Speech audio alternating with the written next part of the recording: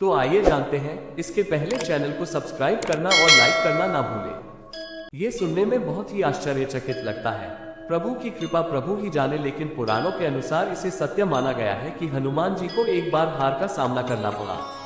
कथा कुछ इस प्रकार है। मच्छिंद्रनाथ नाम के एक बहुत बड़े तपस्वी थे, जिन्हें मंत्र की सिद्धि प्राप्त थी। इन पर भी भगवान शिव की बहुत बड़ी कृपा थी। ये जो कहते थे वही हो जाता था।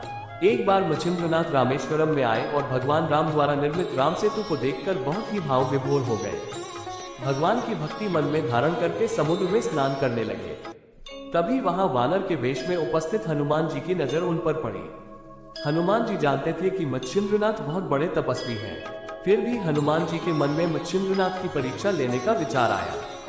परीक्षा लेने के लिए हनुमान जी ने अपनी लीला आरंभ की और जोर से बरसात होने लगी।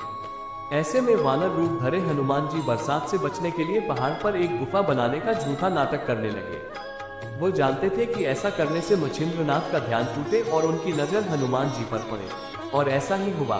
कुछ ही समय बाद मच्छिंद्रनाथ की नजर उस वानर रूपी हनुमान जी पर पड़ी। तब मच्छिंद्रनाथ ने कहा कि हे वानर, क्यों ऐसी मूर्खता कर रहा है? प्यास लगने पर कुआं खोद रहा है।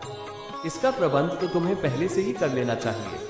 ये सुनकर हनुमान जी रूपी वानर ने मच्छिंद्रनाथ से पूछा कि आप कौन हैं?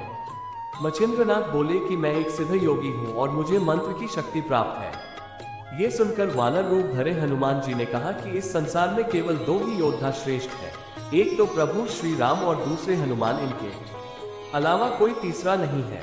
कुछ दिन मैंने प्रभु श्री राम की सेवा की, जिससे प्रभु ने प्रसन्न होकर अपनी शक्ति का कुछ हिस्सा मुझे भी दे दिया है।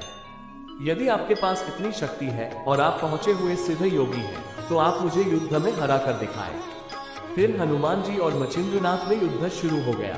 युद्ध करते समय हनुमान जी की कोई शक्ति काम नहीं कर रही थी, सब खत्म होते दिखाई दे रही थी। हनुमान जी को बड़ा आश्चर्य हुआ कि यह कैसे हो रहा है। आज तक मुझे कोई भी परास्त नहीं कर सका और एक योगी जिससे लगता है कि आज मैं परास्त हो जाऊंगा। हनुमान जी की यह दशा देखकर वहां पर वायुदेव पहुंचे और मच्छिंद्रनाथ से हनुमान जी को क्षमा करने का अनुरोध किया। इस युद्ध में हनुमान जी की हार हुई थी।